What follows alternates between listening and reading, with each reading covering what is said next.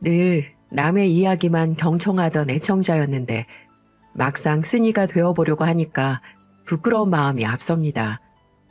안녕하세요. 전 아이를 하나 둔 워킹맘인데요. 얼마 전에 설 연휴 있었죠. 다들 가족들과 모여서 즐거운 시간을 가지셨나요? 전 이번에 시댁에 가지 않고 남편과 함께 제주도에 여행을 다녀왔습니다. 혹시 이런 말을 들으시면 저희 시댁 어른들이 이해심이 넓다고 생각하실 수도 있겠네요. 사실 전 명절 때 시댁에 가지 않은 지 3년째입니다. 아마 이쯤 되면 그동안 무슨 사연이 있었길래 시댁에 가지 않았는지 궁금해 하실 것 같네요. 그래서 바로 오늘 그 이야기를 해보려고 합니다. 전 종합병원 정형외과에서 근무를 하고 있는 간호사입니다. 남편을 만난 건 3년 전 이맘때쯤이었는데요. 그 사람은 무릎 수술 때문에 일주일간 입원을 해야 하는 환자의 보호자였습니다. 간호사란 업무 자체가 주 야간으로 환자를 돌보는 일이라 환자뿐만 아니라 보호자들 병동에도 수시로 드나드는데요. 이 일을 오랫동안 하다 보면 사람 얼굴이 금방 눈에 익습니다. 겨우 며칠 입원하는 환자의 보호자가 누구인지 몇 번만 봐도 금세 기억한다는 말이죠. 특히 의료진의 애를 먹이는 환자라면 더더욱 그렇고요. 인공관절 삽입 수술을 앞두고 있는 그 환자도 그랬어요. 웬만한 일에는 눈 한 번 깜빡거리지 않는 베테랑 간호사도 그 환자라면 고개를 절레절레 흔들었죠.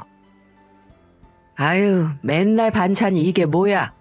돈을 얼마나 내는데 반찬이 이 모양이에요? 아, 주사를 그렇게 아프게 놓는 간호사가 어딨어? 주사 놓는 법도 안 배웠어요? 아이고, 아이고, 아파 죽겠네. 진통제 좀 주라니까. 대체 언제 오는 거야? 사람 죽고 나서 주려고 그래요? 60대 여성이었던 그 환자는 툭하면 불평불만에다가 까딱하면 컴플레인을 거는 겁니다. 막말은 기본이요. 간호 업무와 상관없는 요구도 일상이었고요. 하루 건너 다른 환자들과 마찰도 일어났죠. 이미 다른 병동 간호사들에게까지 최고 진상 환자라는 소문이 날 정도였습니다. 사실 이런저런 환자 많이 봐왔지만 그런 분은 처음 봤어요. 꼭 일부러 해코지라도 하려고 입원한 것처럼 목리를 부리기 일쑤였죠. 덕분에 그 환자의 보호자만 진땀을 빼야 했습니다. 정말 죄송합니다. 저희 어머니가 또 폐를 끼쳤죠. 원래는 저 정도까지 예민하신 분이 아닌데 몸이 좋지 않아서 스트레스를 많이 받으셨나 봐요. 너른 이해 부탁드립니다. 이거 커피랑 간식거리 좀 사왔는데요. 근무하시면서 드세요. 그 환자의 아들이었던 그 사람은 어머니와는 정반대로 경우가 바르고 정중했어요. 키도 훤칠하고 얼굴도 잘생긴 훈남이었죠. 그는 어머니가 사고를 칠 때면 늘 허리를 깊숙이 숙이고 간호사들에게 사과를 했고 틈만 나면 간식거리를 사다 나르기 바빴습니다. 그런 아들 덕분에 간호사들은 그 진상 환자에게 조금은 관대할 수 있었던 거죠. 정 간호사님 안녕하세요. 오늘부터 야간 근무신가 봐요? 네, 맞아요. 잘 됐네요. 이상하게 정 간호사님이 계시면 안심이 되더라고요. 오늘도 잘 부탁드립니다. 네, 감사합니다. 그 사람은 유난히 제게 곰살스러웠습니다. 저도 처음엔 그런가 보다 하고 넘겼는데 이상하게 자꾸 그 사람이 눈에 밟히더라고요. 환자의 수술은 잘 끝났고 회복도 잘 돼서 퇴원을 하게 되었습니다. 보호자였던 그 사람도 이제 얼굴 볼 일은 없게 된 거죠. 그렇게 그 사람이 잊힐 때쯤 퇴근하는 제게 누군가 아른 체를 하더군요. 어? 정 간호사님? 아, 안녕하세요. 저 기억하세요? 지난달에 무릎 인공수술 받았던 박덕순 환자 보호자인데. 아, 네. 기억하고 있어요. 안녕하세요. 병원에 볼 일이 있어서 들렀는데 이렇게 또 뵙게 됐네요. 정 간호사님 덕분에 어머니는 무척 건강해지셨어요. 이제 걸음도 아주 잘 걸으시고요. 네, 잘 됐네요. 그럼 정 간호사님, 잠깐만요. 혹시 제 부탁 하나 들어주실 수 있으세요? 네? 부탁이요? 무슨 부탁이요? 함께 식사 한번 할 수 있는 기회요. 사실 어머니 퇴원하시고 내내 정간호사님에게 감사 인사를 드려야겠다고 생각만 하고 있었거든요. 아시다시피 저희 어머니가 좀 말썽을 부렸어야죠. 그때마다 인상 한번 찌푸리지 않고 친절하게 대해주신 정간호사님에게 늘 감사했습니다. 감사 인사 한번 할 기회 주신다면 영광이겠습니다. 핑계는 감사 인사였지만 전 그게 데이트 신청이라는 걸 금방 눈치챘습니다. 사실 환자 보호자와 사적인 만남을 갖는 것이 조심스러웠지만 첫인상이 무척 좋았던 그 사람에게 저도 호감을 느끼고 있었죠. 우리 두 사람은 식사 약속을 하고 커피를 마시며 서로에 대해 알아가게 됐습니다. 저보다 3살 연상이었던 그 남자는 대기업에 다니고 있었고 저와 생각도 비슷하고 대화도 잘 통했어요. 그 이후로 몇 번의 만남을 더 가진 우리 두 사람은 급속도로 가까워졌고요. 이내 연인 관계로까지 발전하게 되었죠. 그 사람은 참 멋진 사람이었습니다. 순수하기도 했고 매사에 진중한 모습이 제 마음을 설레게 했어요. 그리고 저에 관한 일이라면 열일 제쳐두고 달려올 정도로 순애보적인 면도 있었고요. 우린 그렇게 1년이라는 연애를 하고 결혼을 약속하게 되었습니다. 하지만 막상 그 사람과 평생의 반려자로 미래를 약속하고 나니 병원에 입원했던 박덕순 환자가 불현듯 떠오르는 겁니다. 바로 이 남자의 어머니, 제게는 예비 시어머니라는 사람이요. 모든 간호사들이 질릴 정도로 진상 환자였던 그분이 제 시어머니가 된다고 생각하니까 영 마음에 걸리더라고요. 오빠, 그런데 아버님은 안 계셔? 혹시 일찍 돌아가신 거야? 아니, 아버지는 나 젖먹일 때 바람이 나서 처자식 버리고 집을 나갔대. 엄마는 그렇게 남편이란 사람과 연 끊고 지금까지 살아온 거야. 그래서 나도 아버지 얼굴을 몰라. 아, 그렇구나. 다정아, 혹시 우리 엄마 성격이 까다로워서 걱정하는 거면 그러지 않아도 돼. 엄마가 혼자 날 얼마나 애지중지 키웠는데. 그래서 그런지 내 말이라면 껌뻑 죽어. 내가 사랑하는 여자라고 하면 엄마도 엄청 예뻐하실 거야. 그렇겠지. 알아, 걱정 안 해. 애써 말은 그렇게 했지만 왜 걱정이 안 됐겠습니까? 시어머니 될 사람의 진면목을 제 눈으로 직접 봤는걸요. 그래도 그 사람의 말을 믿고 싶었죠. 사랑하는 남자가 나타나는데 시어머니가 무서워서 결혼을 하지 못한다는 것도 좀 우습게 생각됐기도 했고요. 전 그 사람과 예비 시어머니가 될 분에게 인사를 하러 갔습니다. 정다정 간호사님, 아니 이제 새애기라고 불러야 하나? 아무튼 반가워요. 우리 인연이 참 각별하긴 한가 봐요. 환자와 간호사 사이에서 이제 예비 며느리 사이로 얼굴을 보다니요. 어머니는 반갑게 저를 맞아주시더라고요. 제가 괜한 생각을 한 것 같다는 생각이 들 정도로 살갑게 대해주시는 겁니다. 제 눈앞엔 제가 알던 진상 환자는 온데간데 없고 인자한 시어머니만 계셨죠. 그렇게 첫인사를 마치고 나니 시어머니에 대한 기운은 모두 지워졌고 결혼을 하면 예쁨 받는 며느리가 될 것 같다는 희망이 샘솟더라고요. 그리고 며칠 뒤 그 사람은 근사한 곳에서 제게 반지를 내밀며 프로포즈를 했습니다. 그는 제게 이런 말을 하며 정식으로 청혼을 하더군요. 다정아, 온 세상 사람들이 네 편이 아니라고 해도 난 평생 네 편이 되어줄게. 온 세상이 무너져도 난 끝까지 내 곁에 있어줄게. 그러니까 나와 결혼을 해주겠니? 웬만한 일에도 울지 않는 저도 그 말에 눈물이 나더라고요. 그리고 그 남자의 반지를 손가락에 끼우곤 평생을 함께하기로 약속했습니다. 하지만 신혼의 단꿈을 꾸고 있던 제게 악몽이 닥친 건 그리 오래 걸리지 않더군요. 저희는 시어머니가 계신 곳 근처에다 신접살림을 차렸습니다.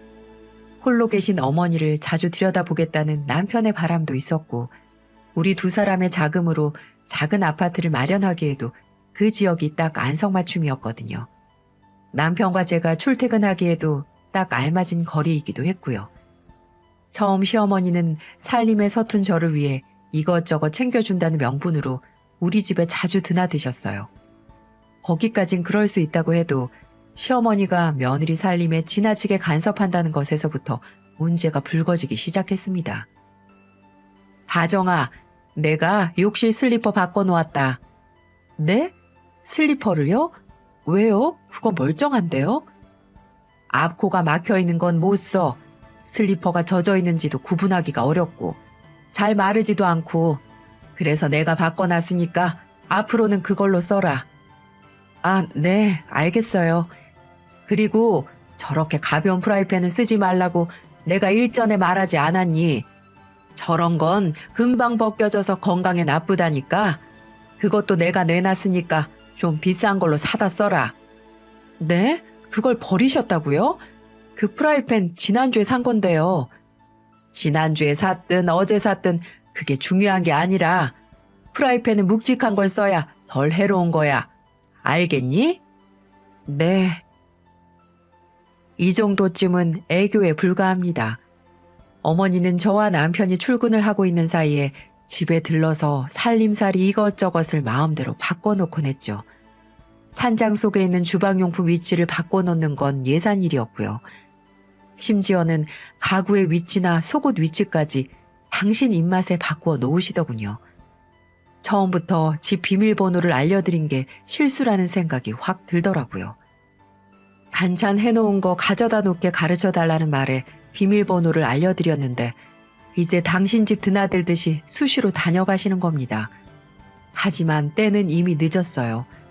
이제 와서 비밀번호를 바꾸고 제 허락 없이 들어오지 말라는 말을 하기엔 너무 늦어버린 거죠.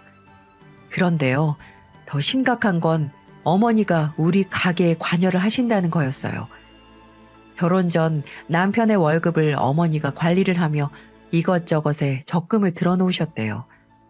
이제 결혼을 했으니까 남편이나 제가 관리를 할 수 있도록 넘겨주셔야 하는데 그걸 당장이 아닌 나중에 넘겨주시겠다는 겁니다. 어느 날 제게 이러더라고요. 예, 취직하고 나서 지금까지 돈 관리해준 게 10년이 다 돼간다. 나도 나름대로 돈 모아주려고 이런저런 애를 썼는데 어떻게 당장 빼줄 수 있겠니? 일단 만기가 되는 것부터 차례대로 넘겨줄 테니까 우선 지금대로 영훈이 월급은 내가 관리를 하마. 네? 어머니, 하지만 이제 결혼했으니까 저희가 관리를 하는 게 맞죠. 요즘 누가 결혼식 올린 아들 통장을 관리를 해요. 저희도 알뜰하게 모을 수 있으니까 이제 제게 넘겨주세요. 돈은 너도 벌잖니? 네 월급으로 생활을 하고 영훈이가 번 돈은 내가 차곡차곡 모아줄 테니까 그렇게 해. 요새 젊은 애들이 돈을 쓸 줄만 알지 모을 줄이나 아니? 내가 쭉 하던 일이니까 어른 말대로 해라. 어머니. 솔직히 그 부분은 정말 이해할 수가 없었습니다. 다 큰 자식 돈을 왜 어머니가 관리하겠다는 건지 제 상식으론 도저히 납득할 수가 없었죠. 하지만 어머니가 너무 완강하게 나오시는 바람에 우선 그 순간은 넘어가는 척 했습니다. 그리고 남편이 퇴근하자마자 불러세워 얘기를 했죠. 오빠, 이건 정말 아니야. 오빠가 나이가 몇인데 월급을 어머니한테 맡겨? 더구나 결혼하고 가정을 꾸렸으면 당연히 경제권을 넘겨주셔야지. 안 그래? 당신 말이 맞긴 한데 사실 어머니가 예전에 아버지한테 대인 게 있어서 그래. 아버지가 바람나서 집을 나갈 때 엄마가 모아둔 쌈짓돈까지 탈탈 털어서 나갔거든. 그래서 엄마가 그런 부분에서 더 민감해.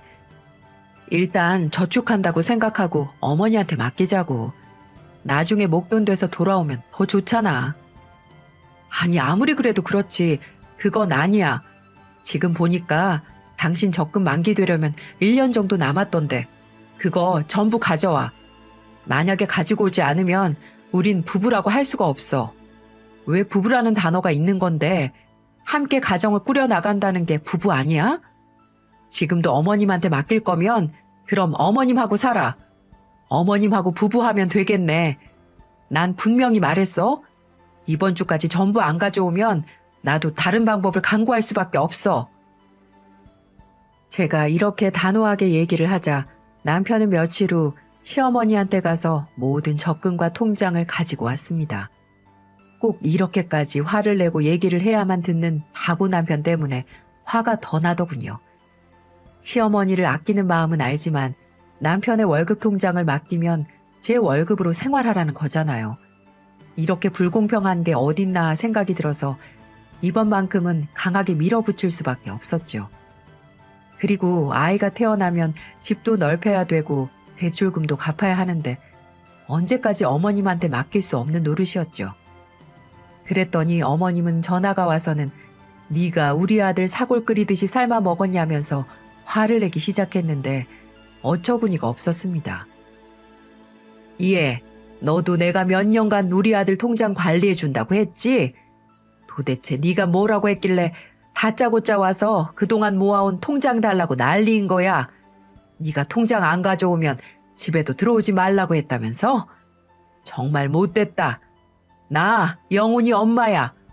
내가 설마 아들 통장 가지고 장난이라도 치겠니? 이 여우 같은 거 두고 봐. 내가 어떻게 나오나. 그렇게 말하더니 이제는 말도 안 되는 걸로 꼬투리를 잡기 시작하는 겁니다. 예, 다정아, 너 세탁기 바꿨니? 네, 어머니. 이번에 행사에서 건조기랑 세트로 바꿨는데요. 왜요? 아니, 지난번 것도 멀쩡하던데 벌써 바꿨단 말이야?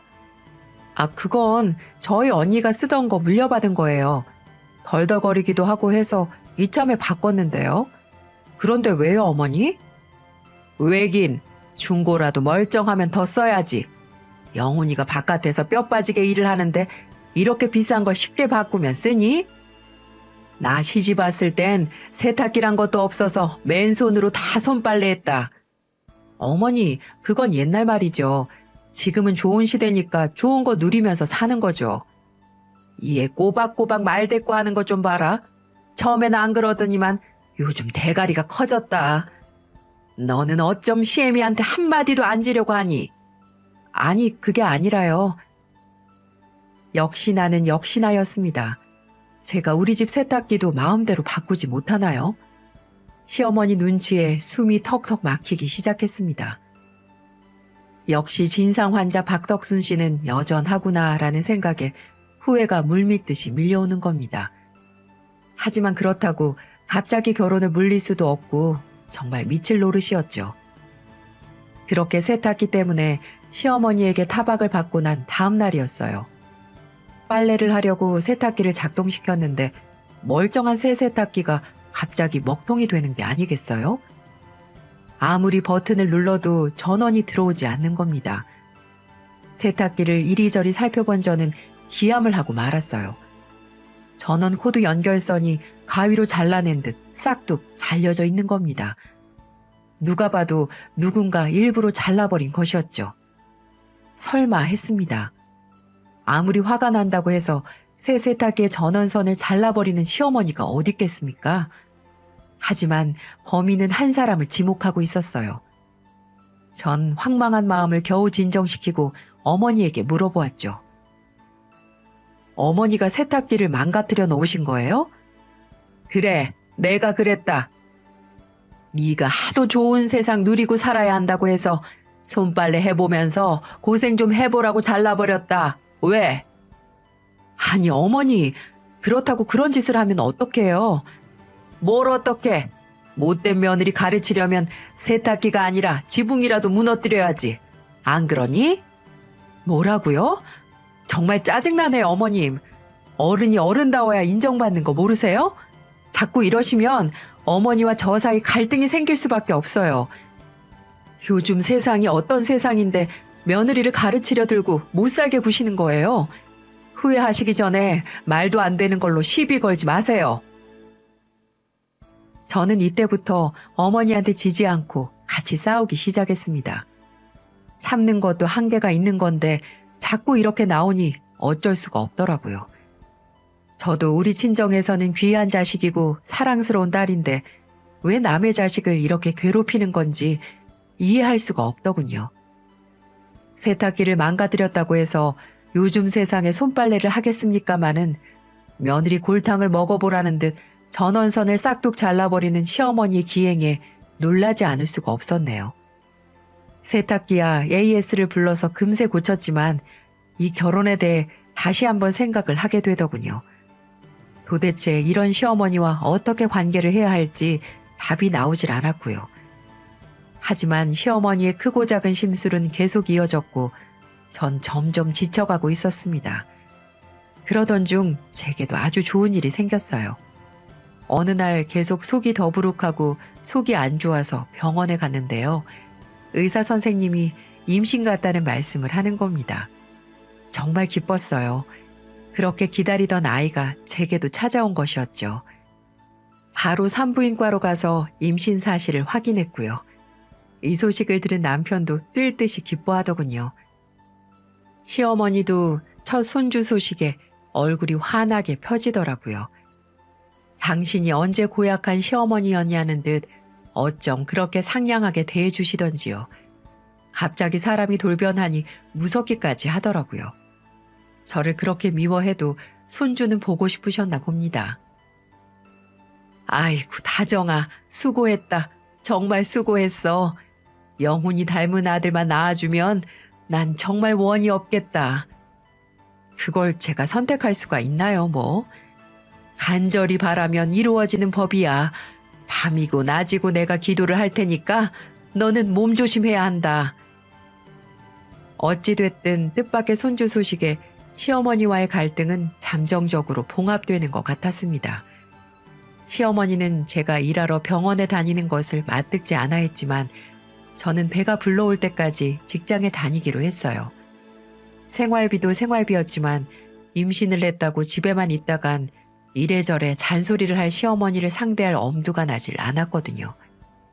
차라리 조심스레 일을 다니면서 출산을 준비하는 게 훨씬 낫다는 생각이었죠. 그렇게 시간은 쏜살같이 흘렀고 산딸을 얼마 남겨두지 않았을 때였습니다. 제 친정집이 포항인데요. 어느 날 친정 엄마가 과메기를 잔뜩 보내주셨습니다. 하얀색 스티로폼에 곱게 쌓인 과메기에서 임신한 딸 자식을 생각하는 친정엄마의 마음이 절절하게 느껴지더라고요.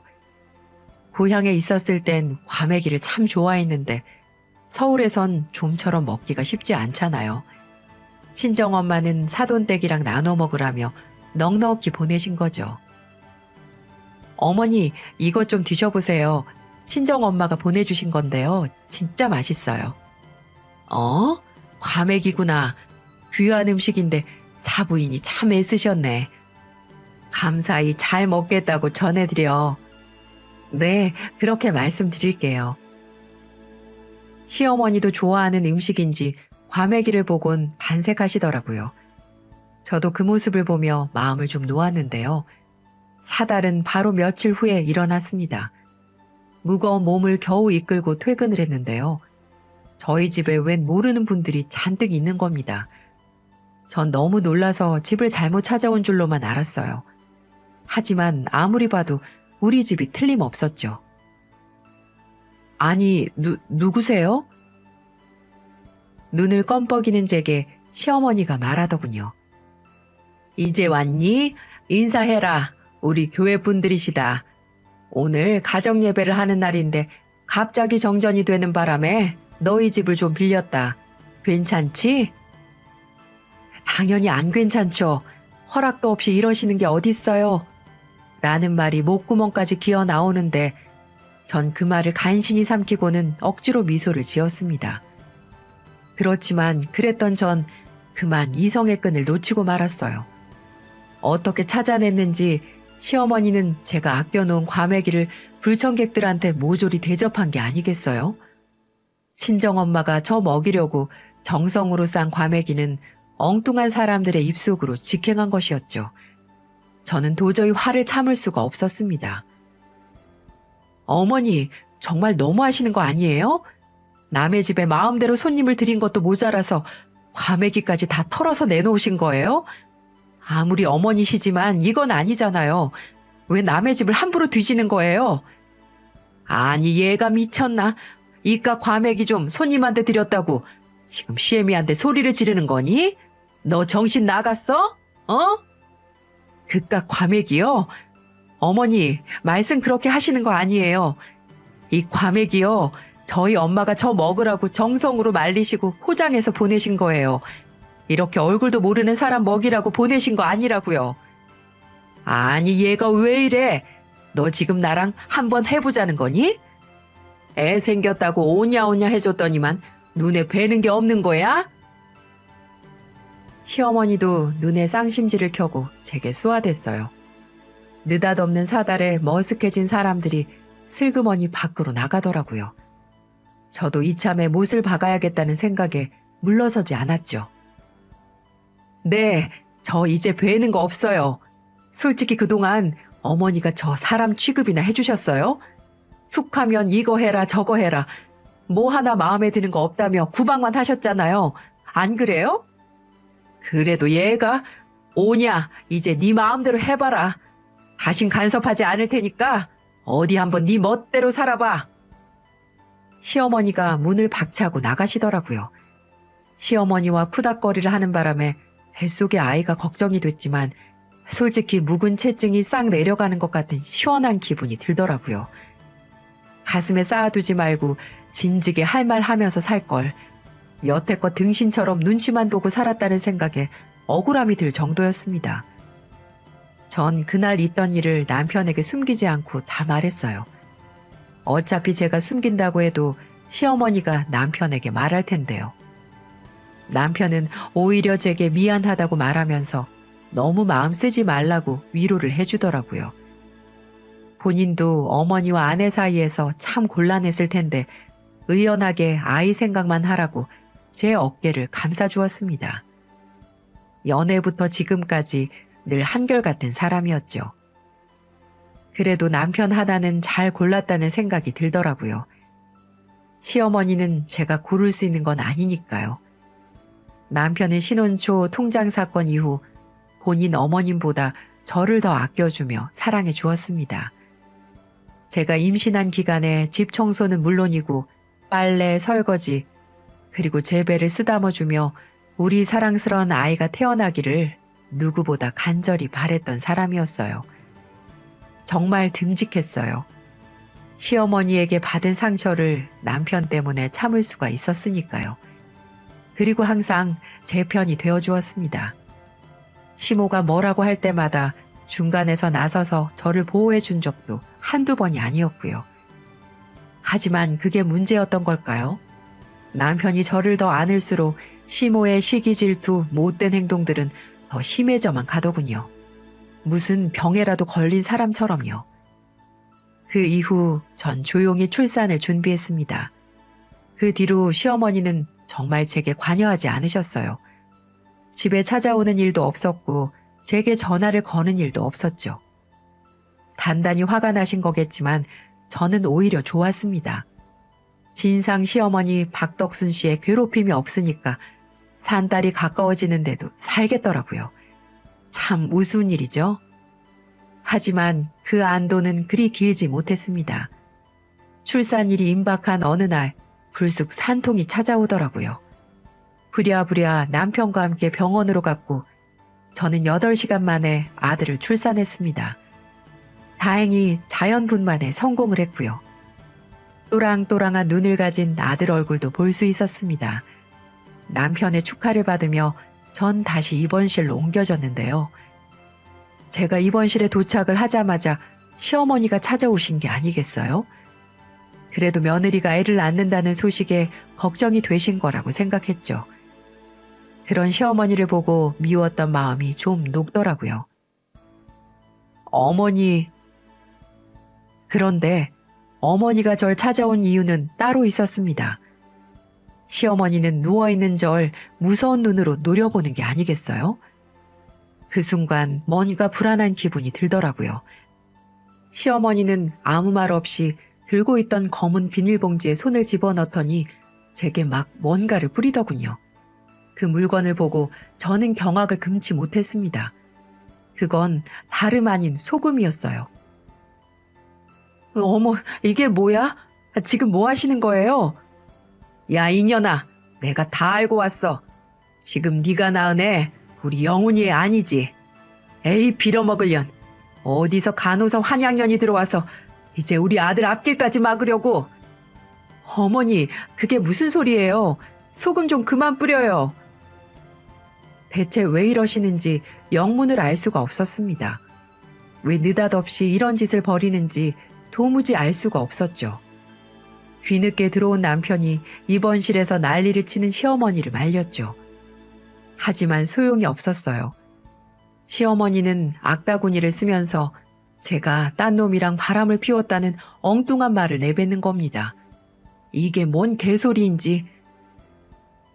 야, 이놈아, 정신 좀 차려. 인연이 바람을 피웠다는 걸 온 동네 사람들이 다 알아. 엄마, 그게 대체 무슨 소리야? 알아듣게 좀 설명을 해봐요. 인연이 지난주에 배가 불쑥 나왔는데도 외간 남자랑 커피숍에서 시시덕거리는 걸 본 사람이 한둘이 아니야. 부동산 여편네도 받고 김밥집 사장도 두 눈으로 똑똑히 봤단다. 내가 이 동네에서 산 세월만 30년이야. 여편네들이 나한테 와서 이실직고 하는데 창피해서 죽는 줄 알았다. 키 크고 머리가 스포츠 머리는 어떤 남자랑 커피숍에서 쿵짝쿵짝하며 난리가 아니었다고 하더라. 너 지금 인연한테 속고 있는 거야.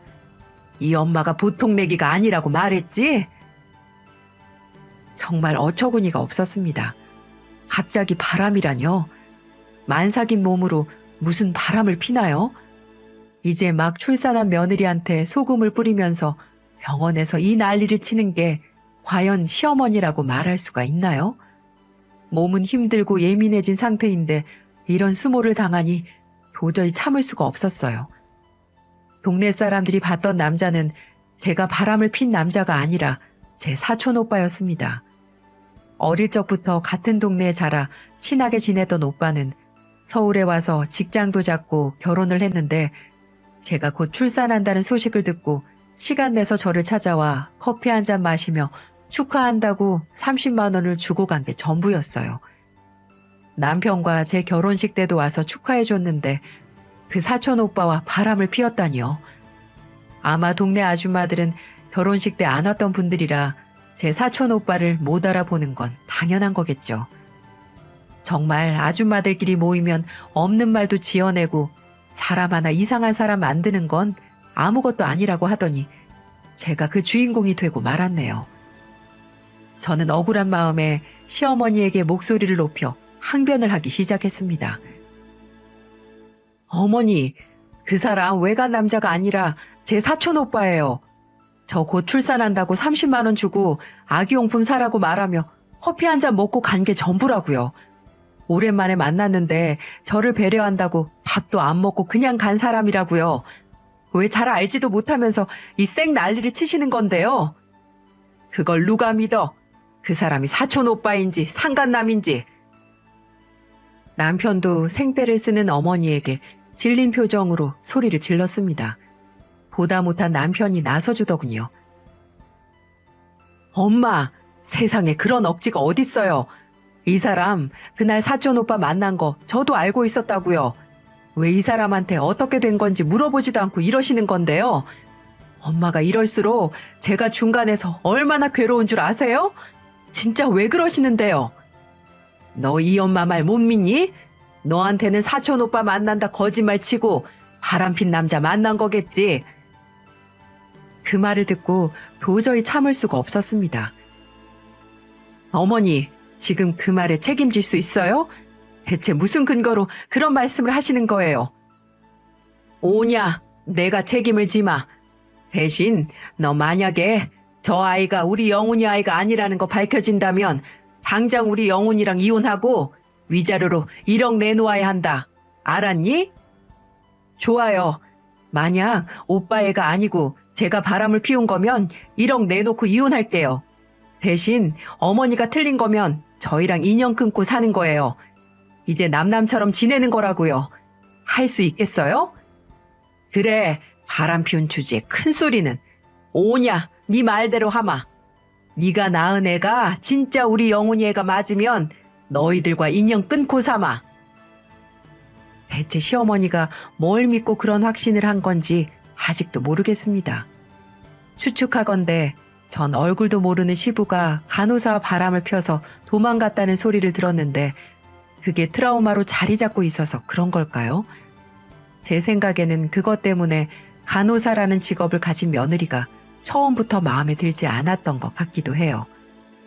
귀한 아들이 좋다고 하니까 어쩔 수 없이 허락을 했지만 시어머니 눈에는 제가 늘 바람을 피울 가능성이 있다고 여겼을지도 모르고요. 그래서 그렇게 고약한 시집살이를 하신 모양입니다. 그것이 어머니 의도인지 아니면 잠재된 진심이었는지는 알 수 없지만은요. 결과는 어떻게 됐냐고요? 어머니의 소원대로 유전자 검사를 진행했습니다. 정말 이게 무슨 황당한 경우인지 알 수가 없었지만 분명 남편 자식이 맞으면 인연을 끊는다고 했으니 저는 그 약속을 꼭 지키라고 하고 검사를 하게 되었죠. 그리고 몇 주 뒤 검사 결과는 당연히 남편의 친자일 확률 99.999%가 나왔고요. 그 검사 결과지를 받아들고 화가 머리끝까지 난 남편은 어머니에게 다시는 보지 말고 살자며 통보를 했습니다. 저도 마찬가지였고요. 어머님은 그 결과지를 받아들이더니 본인이 잘못했다는 걸 뒤늦게 알았는지 바닥에 주저앉고 말더군요. 그러면서 제게 살살 기기 시작했습니다. 애미야, 내가 오해해서 미안하다. 그놈의 여편 애들이 서로 팔짱 끼고 커피숍 들어간 걸 봤다고 하길래 나도 확신을 했는데 내가 할 말이 없게 됐네. 나도 속으로 내 손주가 맞기를 간절히 기도했다.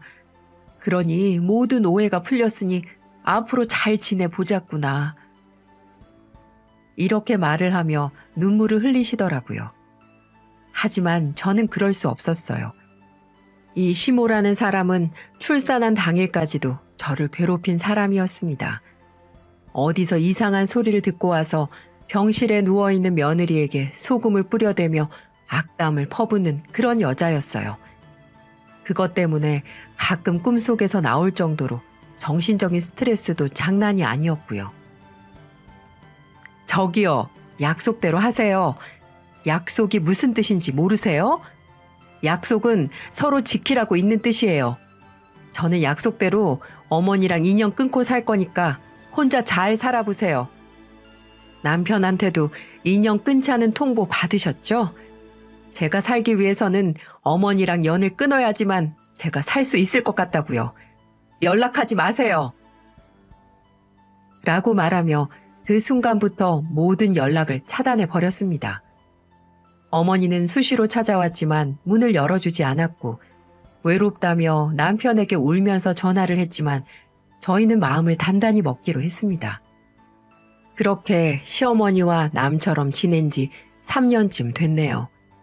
이제 왜 제가 명절 때 시댁에 가지 않는지 이해가 되시죠? 그동안 정말 시어머니와 인연을 끊고 살았냐고요? 네, 전 그동안 시어머니의 얼굴 한번 보지 않고 잘 지냈습니다. 중간중간 남편이 시어머니를 들여다보긴 하는데 그것까지야 말릴 수가 있나요? 그래서 모르는 척 내버려 두고 있어요. 남편이 말은 하지 않지만 독거노인처럼 외롭게 지내는 어머니가 적지 않게 신경 쓰일 거예요. 하지만 전 2번 다시 시어머니와 왕래할 생각은 없습니다. 혹시 모르겠습니다. 아주 오랜 시간이 흘러 제 마음이 따뜻한 봄 햇살을 맞은 눈처럼 녹는다면 다시 시어머니를 볼 수도 있겠죠. 그런데요, 아직 제 마음은 꽁꽁 얼어붙어 있답니다. 무엇보다도 아무에게도 간섭받지 않은 우리 세 식구, 지금 너무나 행복하거든요. 저도 우리 아이를 키우며 이 세상을 열심히 살아가겠습니다. 나중에 혹시라도 제 마음이 열린다면 후기를 작성해서 보내도록 할게요. 물론 그럴 일은 희박하지만은요. 제 사연은 여기까지입니다. 구독자분들께서 제 사연을 어떻게 들었는지 궁금하네요. 지금 이 사연을 들으시는 대한민국 며느리분들, 시어머니 위치에 있는 분들 많으실 텐데요. 제 사연을 통해 많은 걸 느끼셨으면 좋겠습니다. 끝까지 들어주셔서 감사합니다.